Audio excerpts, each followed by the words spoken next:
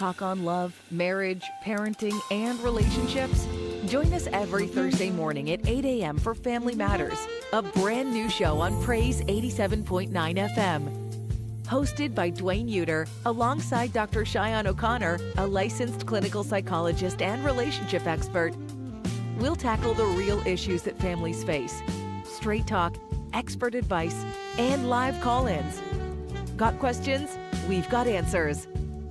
Tune in and let's build stronger families together. Family Matters, this and every Thursday on Praise 87.9 FM.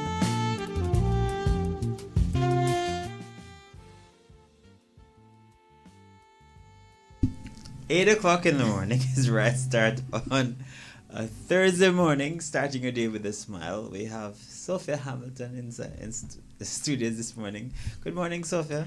Good morning, Dwayne. How are you this morning? I'm good again. Good again. Last week you missed me and I missed you. Yes.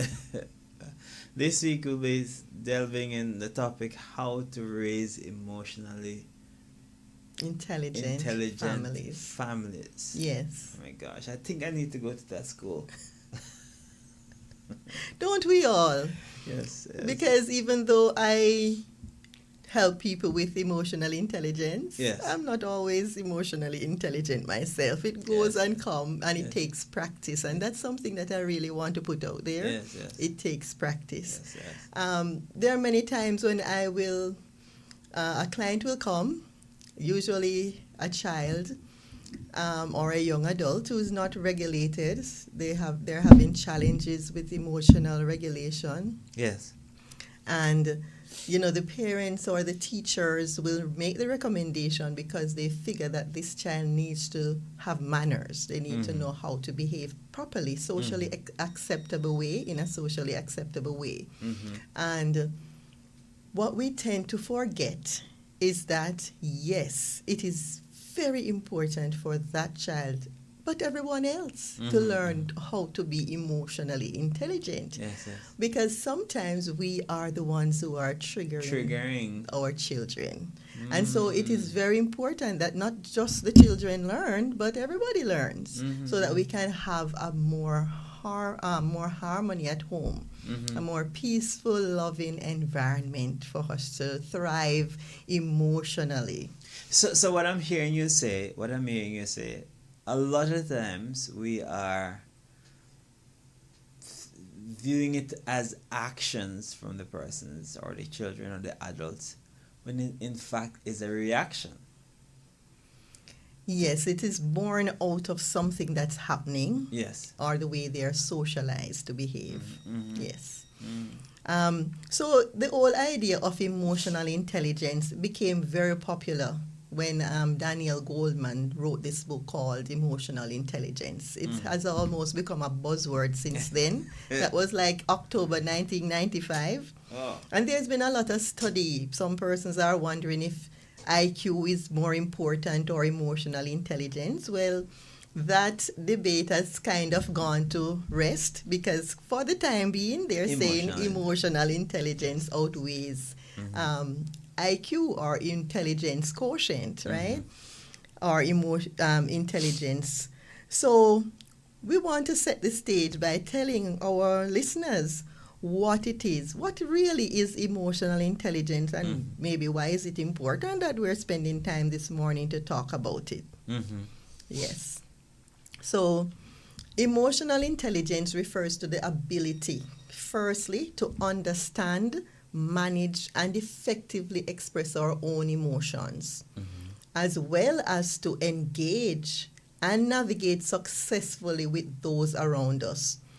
And it is very important that we not only understand and manage ourselves, but this sense of being in control will help us also to navigate how we interact with those around us. And that's sometimes where the conflict is, not just with ourselves, but our relationship with others. So we really, really want to manage that. it accounts for 20%. They say intelligence account for 20% of how successful we become in life. The other 80% is emotional intelligence. So it doesn't mean that if you're not academically inclined that you won't be successful at emotional intelligence. I find Do you think that's a fact? That a lot of street smart people are very emotionally intelligent. They're in tap, they're in tune with what's happening because that's how they read people to be successful, to help to progress in life. 80%. 80%. So there was a study at Yale, done at the Yale University in the early 1990s, that was conclusive in its finding that EQ is a major indicator of achievement. So if you want your children to excel, if you yourself want to excel in life, then this is something you're going to want to know more about. And we do have an emotional intelligence camp that we do. We just concluded one this summer in July. And so there are opportunities for you to grow, to learn these skills. And it's not just open to children, but also to adults. And you find that it's a part of our social skills development, emotional intelligence. One aspect of emotional intelligence is social skills. You know, Sophia, I just think that the older you grow, the more you realize that there are so many things that you need to learn. So true. I'm sure you as a parent would have realized that, well, you're a teacher too. But as you go through, you were a teacher, or I am. I still teach. But as you go through the different syllabuses and stuff, you realize that school is a lot different from our days. Like there are so many new subjects, so many new disciplines, so many new stuff that are now becoming subjects. For example, I'm sure you didn't know that you'll be teaching emotional intelligence. Yes, the curriculum has broadened, but we have always been teaching emotional intelligence. Not it's knowing. just that it's a hidden curriculum. Yeah. Yes, and it is in the way we relate to people, the social expectations, the social norms. But what we have found is that, this is something I realized in my generation. They taught it too. We did learn it, but it was more of you observed and you model. You mirror it. So the adults in our environment modeled it. We observe and then we mirror. A lot of times I'm finding now that we are not spending as much time with our children. So that opportunity for them to observe is limited. Mostly they're at school, and so if that environment doesn't lend itself to good, values and so on, emotional intelligence is not built. So we realize we have to be intentional about it, and so that is why the opportunity arises. So they're mirroring something else. Yes, a lot of times it's what they see on the shows that they watch, the games that they interact with, the people around them, and if they don't have good models, then that becomes problematic. If us as parents, when they interact with us, when they do have the opportunity, if we are not good models, then it is problematic. One could tell easily by the level of conversation that the youngest child can have with you now. Have you noticed the change in the level of conversation that they can have, or how mature their conversations are? Absolutely. Because their everyday language is on the screens, and they don't talk baby talk. Not at all. So it's grown conversations. Yes. And so they have learned to communicate at that high level. Yes. As parents, I'm thinking it's very good that you help to select what they spend your time with. So Absolutely. even if you're not always there Mm-hmm. to model that emotional intelligence to them, then they could find it by watching their favorite, by spending time in their favorite space on the screens. Yes, we have to be deliberate Yes. in what we allow them to view, because I find that a lot of the movies, things that they interact with on the screen, lends to a lot of disrespect and so on to adults and even among themselves. And so, yes, we see a lot of that being played out in their everyday life, and so we have to help them, guide them, educate them on how to make better choices when it comes to those activities. There are some words and some terminologies that we would in our time we would, well, even now we see them as being derogatory or unacceptable. But in some other settings, there are socially acceptable words, accepted words, terms, words, and so you find that our kids might just learn them because it's just normal, and they think nothing is wrong with saying whatever word. So please be mindful. Yes, a lot of the vocabulary that they use is normalized by the things that they spend time with, the people Yes. that they spend time with, or the Yes. things that they watch online. And we have seen that a lot of the values have been eroded by these devices and relationships. And so you have to model, you have to help them to select the ones that will mirror the values and attitudes that you want to have as a family. So yes, we have to be intentional, we have to model, we have to help them, guide them. And you don't have to be pushy in how you do it, it's just that you have to be consistent. So if you set the standard and you guide them in the choices, give them options, safe options that they can choose from, and when you see them pushing the limits, you gently guide them back, then that is how you're going to ensure that they stay within the bounds, Talking the about boundaries. how to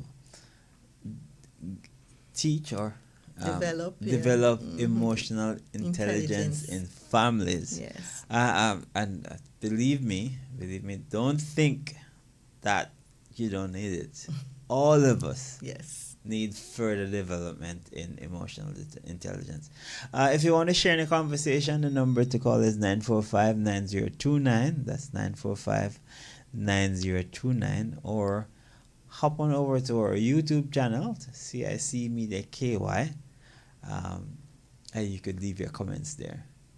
You can also send a WhatsApp or text to 345-517-1122. That's 345-517-1122. So, Dwayne, we were talking about what emotional intelligence is and why is it important. So the bottom line is that it is how we govern our Emotion. recognize and manage our own emotions, and also guide us in how we interact with others to build strong, emotionally stable relationship with them, with others. And it also is important if you're thinking about becoming successful in life. It's that important. And therefore, some of the models of emotional intelligence have 5 parts to it, and some have 4 main parts to it. So I'll share both. The one that has 4 parts talks about self-awareness. And then you have self-management, social awareness, and relationship management. And the one that has the 5 prong incorporates motivation as a part of it. So they want to know how motivated you are in having a passion for learning and self-improvement. So let's dive into the different parts. So what is self-awareness? It's the ability to recognize and understand who you are, what makes you tick, figuring out your emotions. So it's identify what you're feeling and why you're feeling it, how these emotions affect your thought and actions. Is there anything that can slow or retard the ability of being aware of yourself? For Yes. example, because I'm just thinking about it. The world is so selfish, right? That if you're not careful, everybody wants you to be like them, or wants you to be To cater to them. their version of who you should be. You understand? And if you don't have that strong will,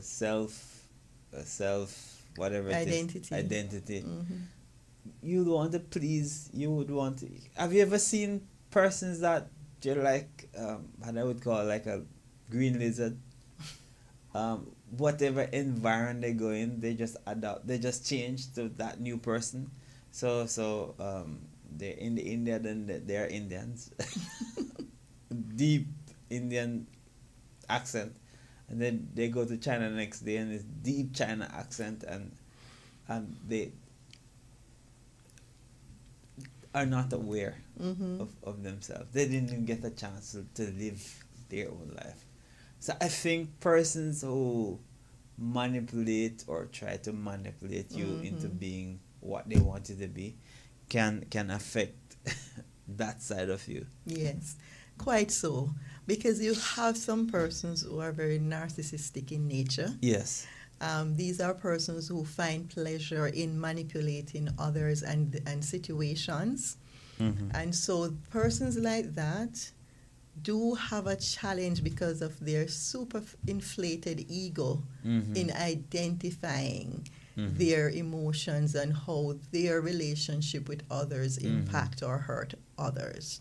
So yes, they will have that challenge with self-awareness. And even when it becomes a part of their knowledge that they are doing that, they are not very accepting of it. They don't accept it as being damaging or hurtful to others. They just think they should be in control. Yes, it's a control and power issue that they're having, struggle that they're having, wanting to dominate the situation and the people.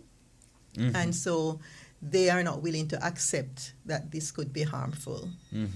The second part of that is that persons who can be unaware of their emotions are persons who have been abused. They've suffered trauma, and so they are conditioned to be, and they sometimes become people pleasers in order to survive.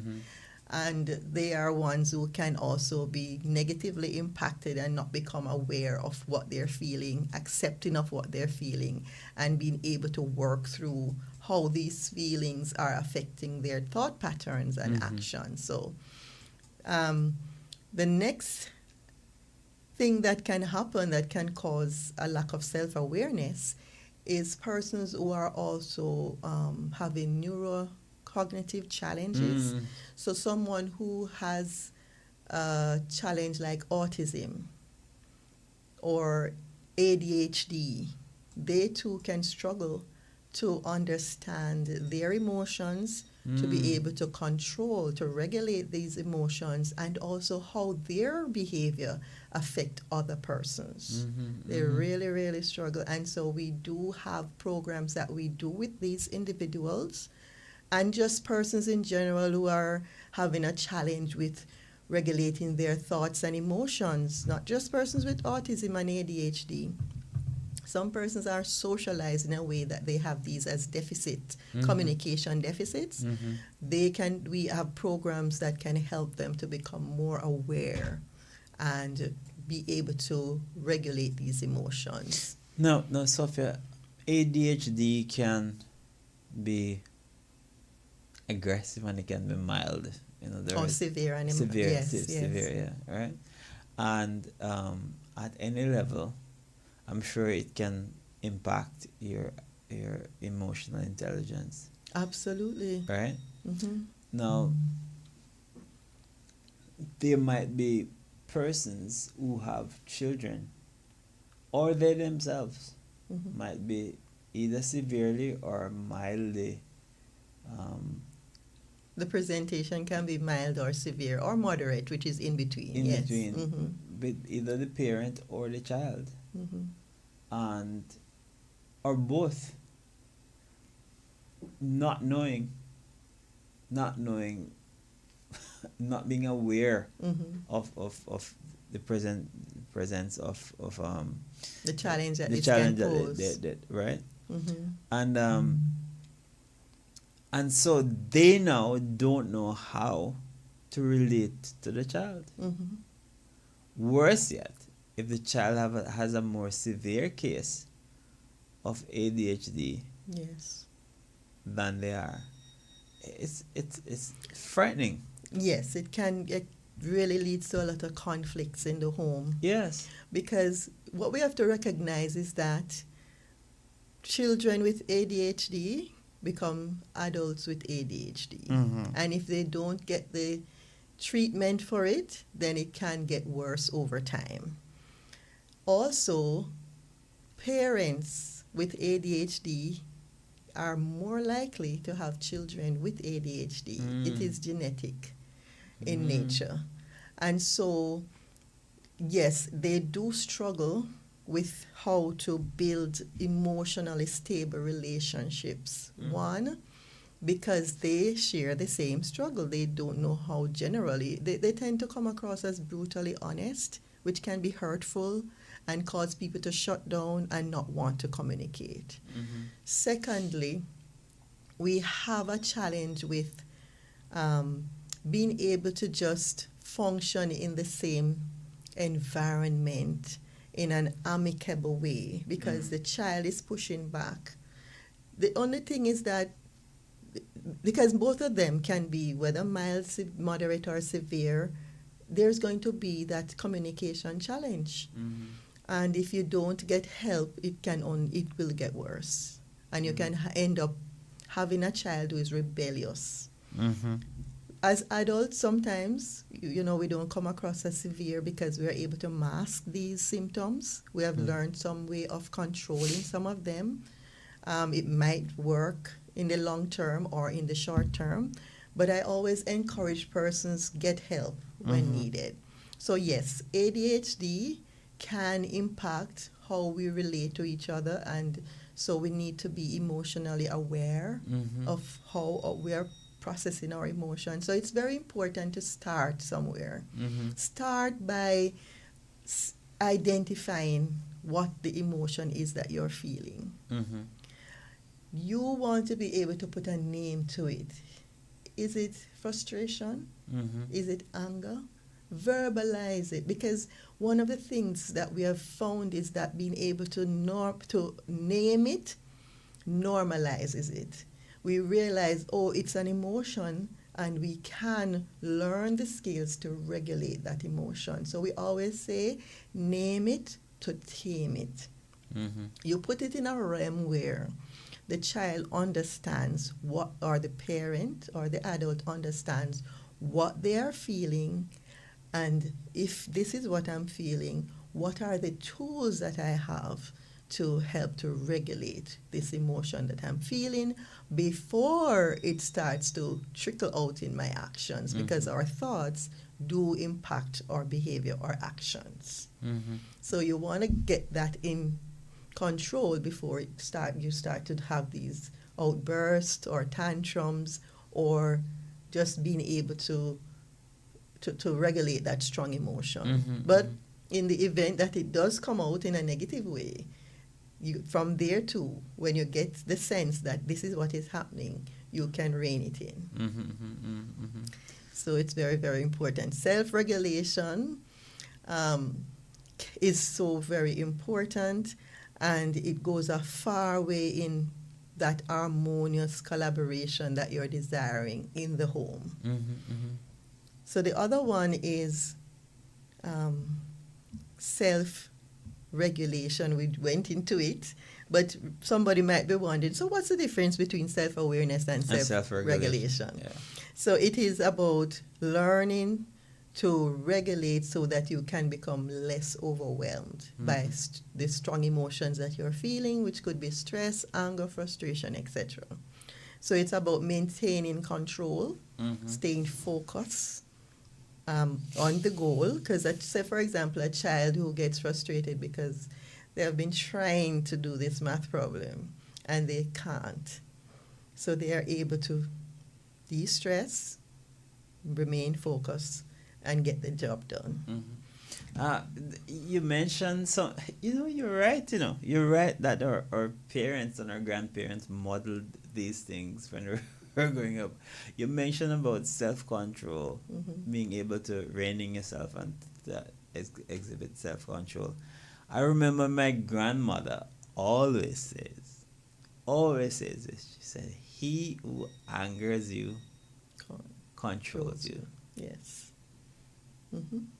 And that's a very important lesson to remind our children of. Yes. Because they tend to be bothered by the events that's happening around them or the people who gets them to that point of anger.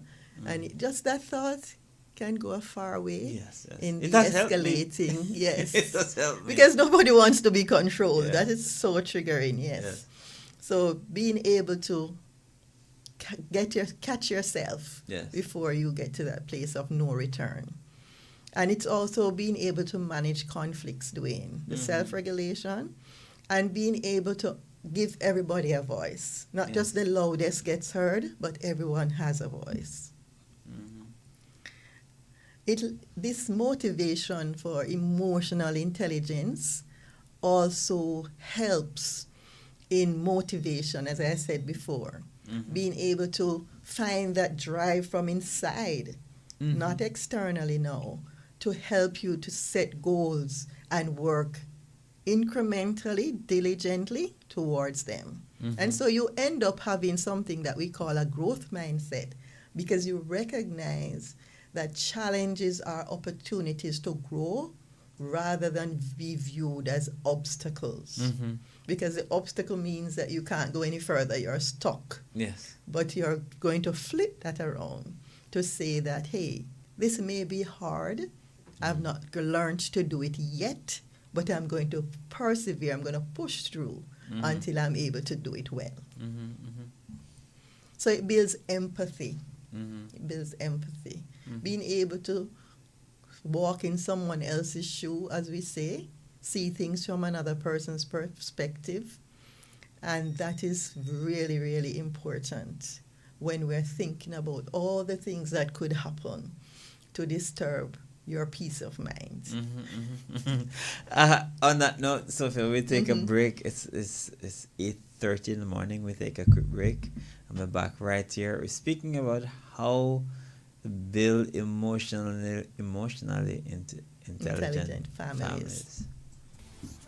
House of Fun, Grand Cayman's only laser tag arena, invites everyone to an unforgettable experience where the entire family can enjoy alcohol-free, fun-filled time. Let Strike Zone House of Fun host your next birthday party, corporate event, fundraiser, church, school, and social events. We are located in Cannon Place, North Sound Road, units 224 to 227. Join our global membership program, create your own game ID, and earn bonus points as we get ready for league and challenges. For more information, visit our website, StrikeZoneLaserTag.com.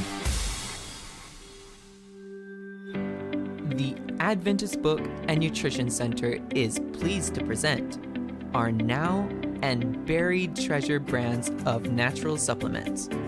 These highly acclaimed products range from general health, botanicals and herbal products, probiotics, digestive enzymes, amino acids, minerals, vitamins, nutritional oils, and omega-3 and fish oils. Additionally, our products include heart health supplements, immune system boosters, and male and female health support.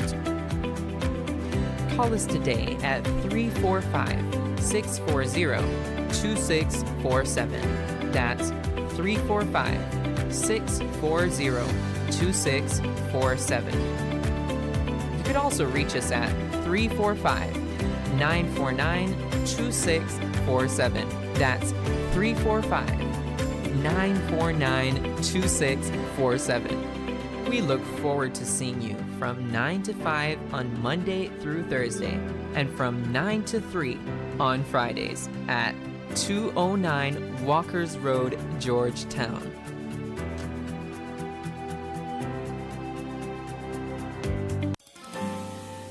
Are you looking for real talk on love, marriage, parenting, and relationships?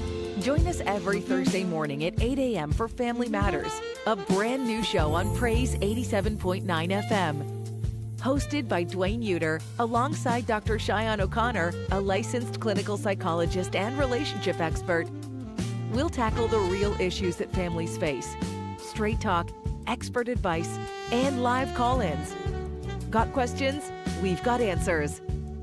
Tune in and let's build stronger families together.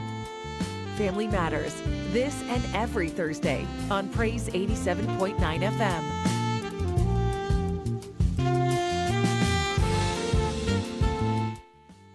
Welcome back to Family Matters, speaking about how to raise emotionally intelligent families.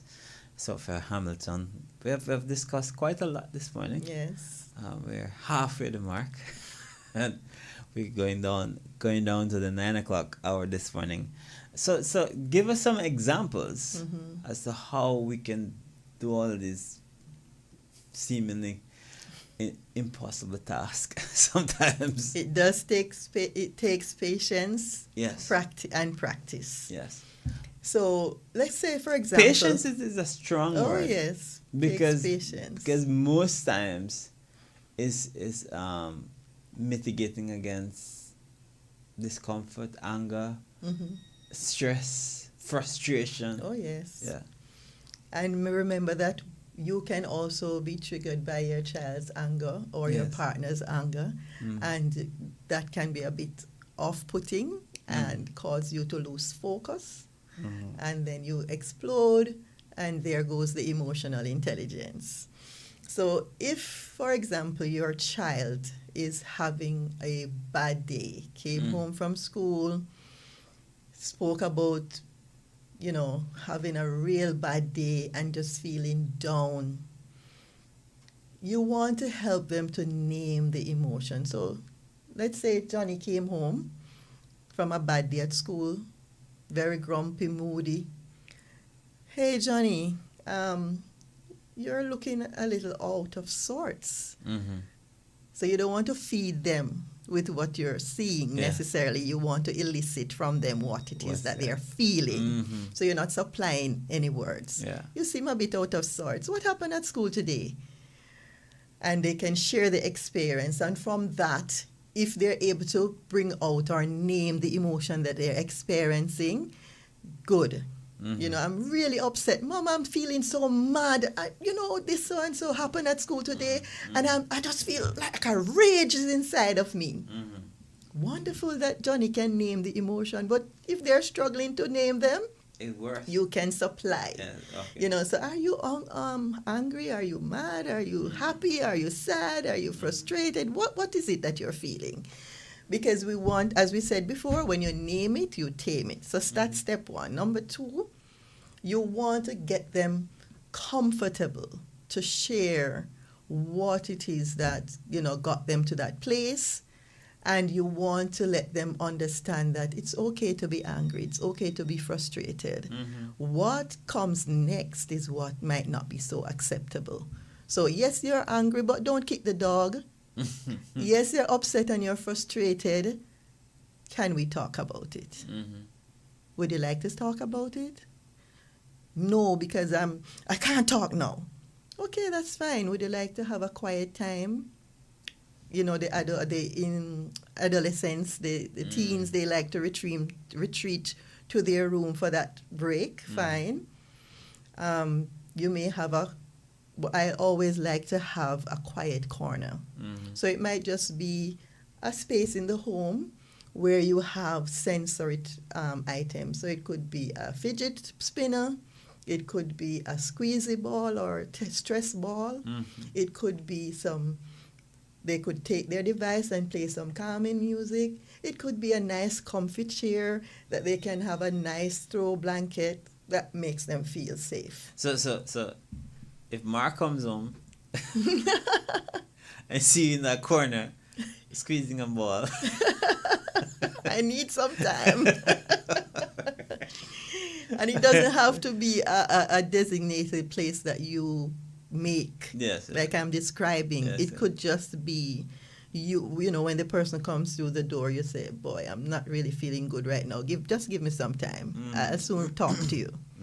Just being able and open and vulnerable to share that I'm not at a good place. No, that can also be challenging because the person coming in might urgently need to speak to you about something. Right.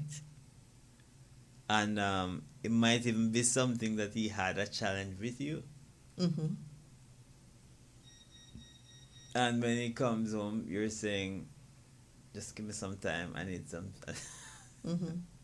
Now, if they don't exercise emotional intelligence and patience, then it could be a recipe for something else. That's right. And that's why it's important for us to have this conversation. So I'm hoping that persons are becoming aware that it's okay to voice their need. Yes. And it's okay for that need to be supplied, Yes. you know? Yes.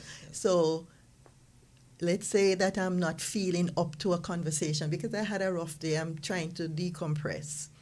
And Mark comes home wanting to urgently speak about something. The fact that I say to him, Con, I need some time because I really didn't have a good day at work. Just give me a little time. And when I'm ready, It's very I'll important come that you back. say it that way, no? Yes.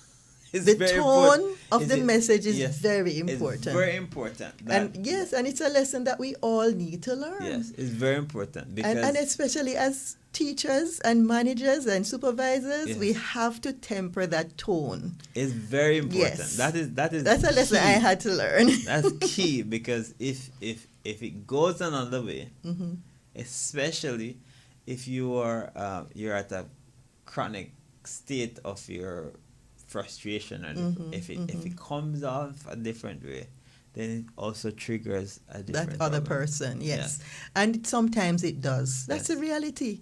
Yes. You know, I can't deal with anything more right now. Just give me some time. Yeah.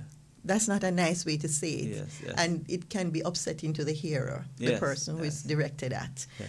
And at that Especially point- if he didn't come to you with anything before. Exactly. Yes. And they're trying to regulate their emotion, Yeah. and then you attack them like that. Yes. It's off-putting and can really trigger that conflict in the home. So what you have to do is that when you see that you have reacted negatively, then you have to be quick to apologize, to make amends, because the idea is to communicate and to work through, not to cause these challenges to persist or to build these boulders that will cause the communication to be disrupted. So yes, you want to be quick. And that is why when we do this, the children are watching, they are hearing. Yes. And that is how you're teaching them to handle conflict.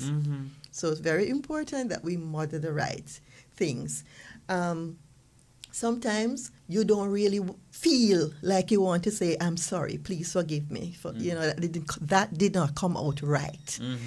But because you know that you want to work through the issue that is paramount, solving the problem, then you're going to find it in yourself to say to the person, I am sorry.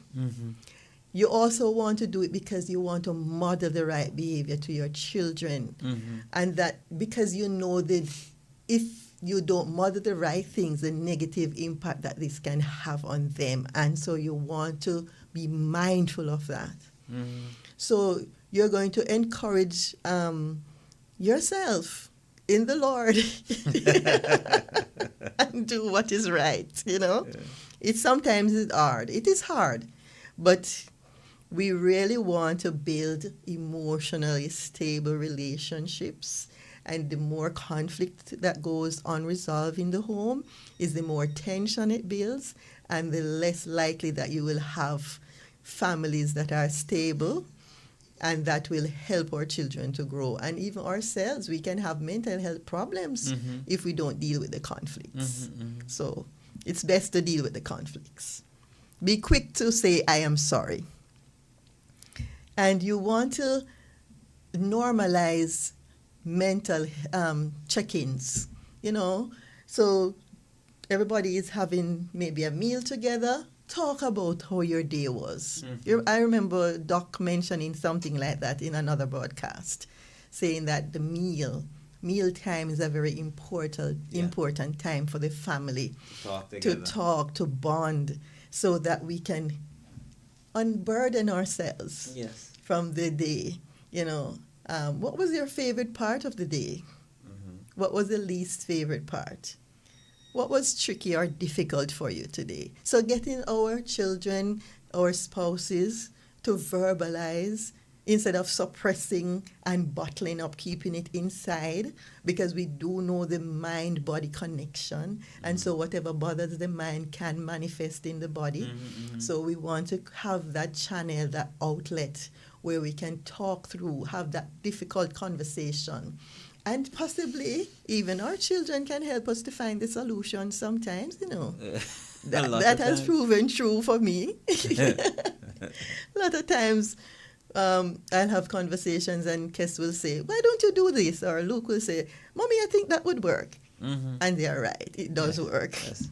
So don't discount their input. Yes. And of course, we know that our men, they are very solution-oriented. And so they will help us with the challenges as women that we are faced with. And as women, it's very therapeutic for us to talk, to have conversations, and we want this to be modeled in the home, because it's not just women who experience the release from these conversations, but we want it to be a culture in our homes as we develop and foster emotional intelligence. There is a growing temptation, or there has been there's a growing temptation of watching television or something at mealtime. I think that is highly discouraged. Yes. Use the time to talk. Absolutely. Use the time to talk to each other. And if you have gotten into a culture where that is a part of your home experience, where you watch a show or something, if you twin screen time with meal time, and it is something that you don't really want to change, although it is encouraged, then create other opportunities to connect. So it could be on the way to work, that drive in the morning with the kids, with the husband or wife, or it could be a designated time in the evening when everyone is home.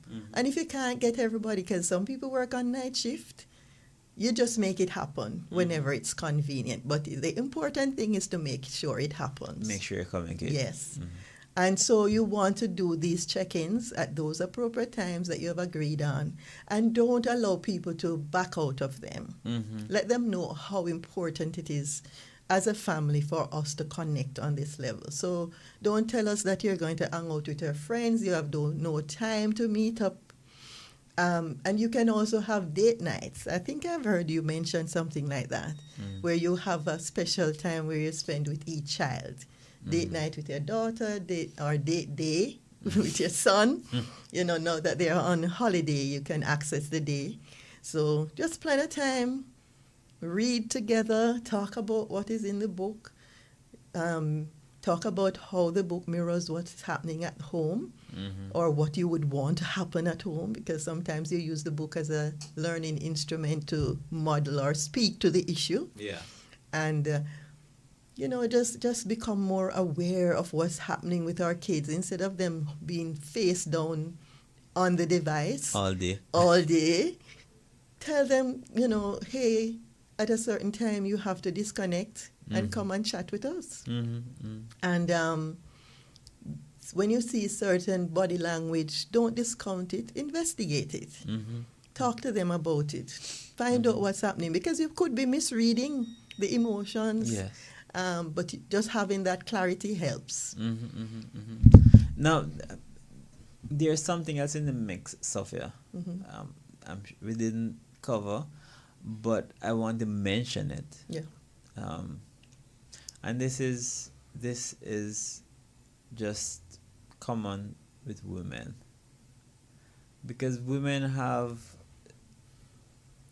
sometimes monthly hormonal imbalances. It will affect the way how they relate. Men don't have that challenge, and so sometimes men can't even understand.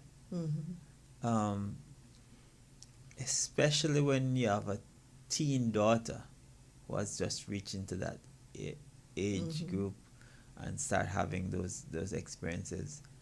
You see some stuff that you don't know how to relate to as a man, and you don't understand. You don't understand. Moody, edgy, sometimes feisty, sometimes just angry, irritable, all of those stuff. And you as a parent, you might not know how to deal with those things. You don't know how to decipher it from being what it is to being rude or being lazy or creating an excuse, or you don't know how to deal with that. I guess it's very important at this time that you seek to exhibit that emotional intelligence. Absolutely. So there are several things that you have to bear in mind. So one, you spoke to the hormonal changes that can result from the menstrual flow. Oh, so menopause. Yes, absolutely. We are taking them one at a time. Yes. So for that, hormonal change can result, as you rightly say, from the beginning of the menstrual cycle, menopause, and just puberty in general. Yes. Right?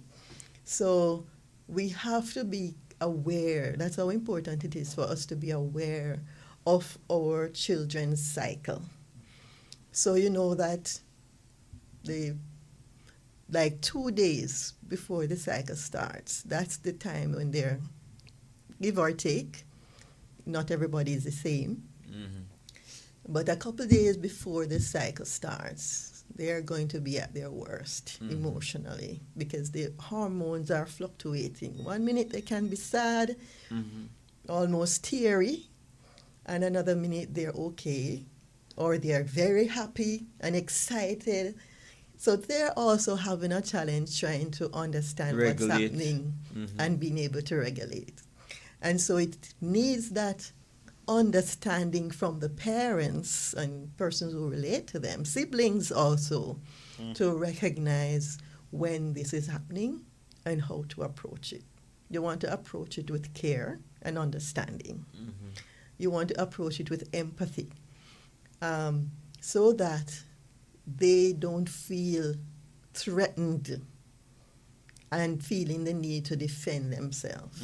But you're coming from a place of understanding what is happening to them and being able to get clarity also on what it is that they're experiencing. Because sometimes you're guessing, but you're not sure. And that can go a far way in helping to understand what is really happening.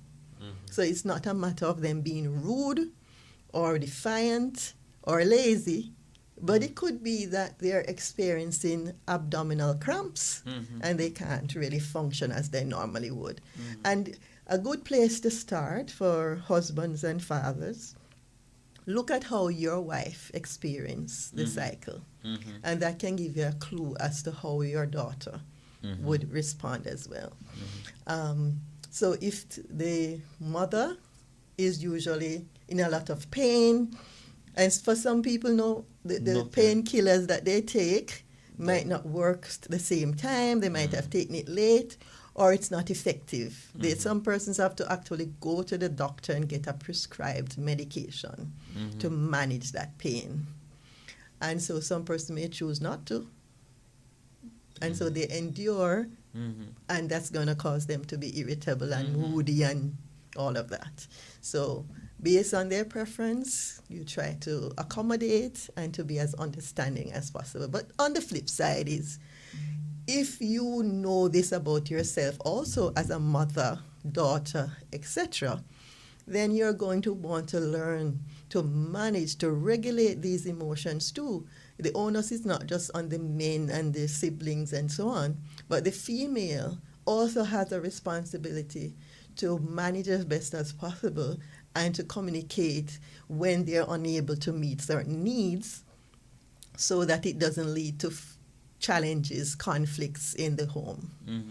So communication plays a very big role. Empathy on both sides play a big role. Patience and understanding. So it goes both ways. That is why we're not just focused on parent-child relationship or spouse relationships, but the entire family, because that's how you're going to integrate everyone so that they can move together harmoniously. We have a family that's well regulated. That can be a challenge, especially that area. Yes. For the male parent. Absolutely. And I can understand why it would be.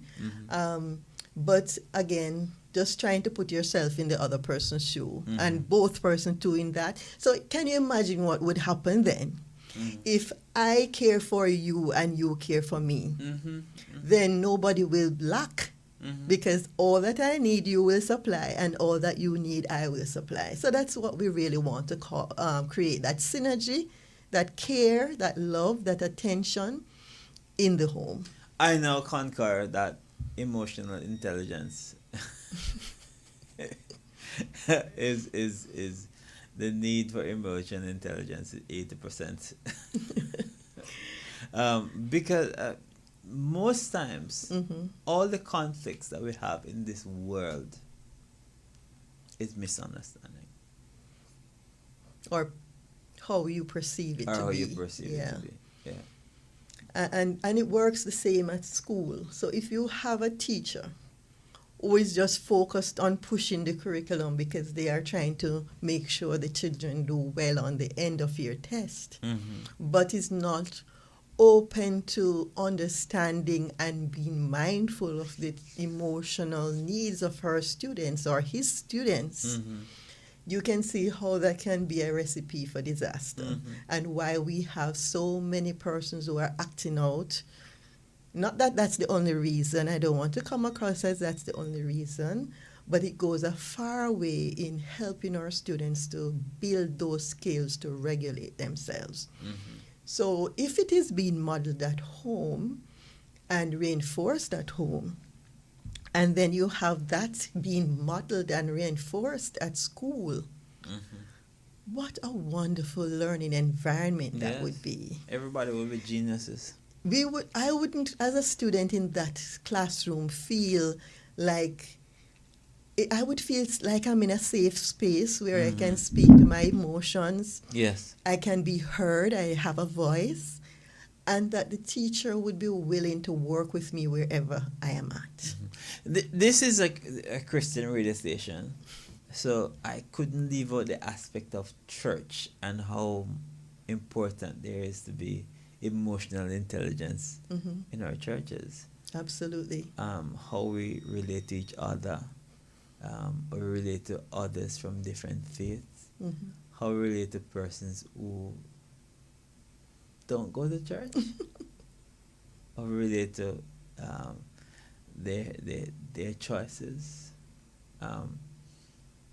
It's very, very, very, very important. I think I've done this presentation in 2 churches so far, and I've heard others doing it using other presenters, and I said, wow, that is so amazing. And so I want to encourage, if other churches, other institutions, if you have not done it as yet, please consider doing it, because it creates such an awareness that it promotes better communication and better relationships. So I just want to let you know that even at work, emotional intelligence is very important. Instead of, can you imagine if you are in a workspace where you're struggling and things are not working quite how you envision it to be, and you have a boss or supervisor who comes to you and says, I noticed that you've been struggling lately. What are some of the things that we can do to support you so you can do better? Wow. That's someone who is emotionally intelligent. Instead of cussing you out, telling you what you're not doing right, giving you a deadline when you need to do better, instead, the person is offering to come alongside you on the journey to your success. You really feel seen. Yeah. You feel heard. Valued. And that's the environment that we want to have in all our spaces: work, church, school, home. Because when we do have these skills, the self-awareness, the self-regulation, the social awareness, and the relationships are built on these foundations, can you imagine? It would be like having a little heaven on earth. Yes. And I would imagine that was God's design or desire. Yes. For mankind to thrive together, to live together. But the whole plan has been distorted. And so what it causes,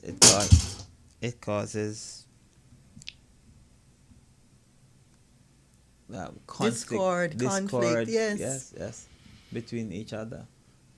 And then the devil smiles, yes, because he's having that, we are being torn apart, we're hurting. His plan is to steal, kill, and to destroy. So his agenda is being advanced. So let us flip this script and build emotional intelligence in ourselves and our children, so that we can enjoy the type of family that God intended for us to have. I guess a word that could describe emotional intelligence is patience. That's your word. Okay. Yes. That's okay. Patience. For me, it is actually 4 words that I would boil it down to. Becoming self-aware, having self-management, becoming socially aware, and having relationship management. Those are the 4 categories that I would put it in. Yeah, excellent. Excellent 4 words to close off this morning. Sophia, tell me and tell our listeners, I mean, there are persons who now realize, just by listening to this conversation this morning, realize how important it is to have these tools, these skill sets, to improve their families, to improve their workspaces, to improve the world, to improve Cayman. If they need more workshops or just more someone to talk to develop these skills, those who are having a challenge developing them, how could they reach out to you? Okay, so we are at the Institute for Essential Care at 59 Maglagan Drive. That is the road between the liquor store and Airport Foster. That takes you to DHL. So we are right across the road from DHL. So you're on the left. Yes, we are on the left, and DHL would be on the right. You can call us at 329-6554, 329-6554.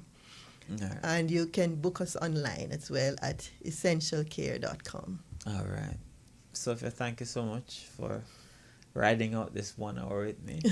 It's my pleasure. You're not going to be around next week? I won't be here the 21st and the 28th. Okay. So the 2 last So I'll week. be here next week. God spares life. And I think by then, Dr. O'Connor should be back. Yes. All right. It was a pleasure talking to you this morning. speaking Likewise. about Thanks for having emotional me. intelligence in our families. Yes. I hope that someone would have learned something from this morning.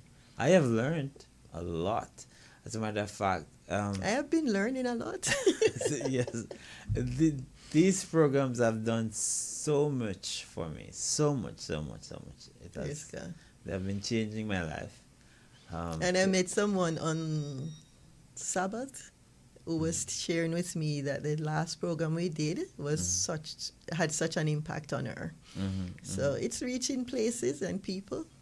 Thank God. And thank you all for what you do.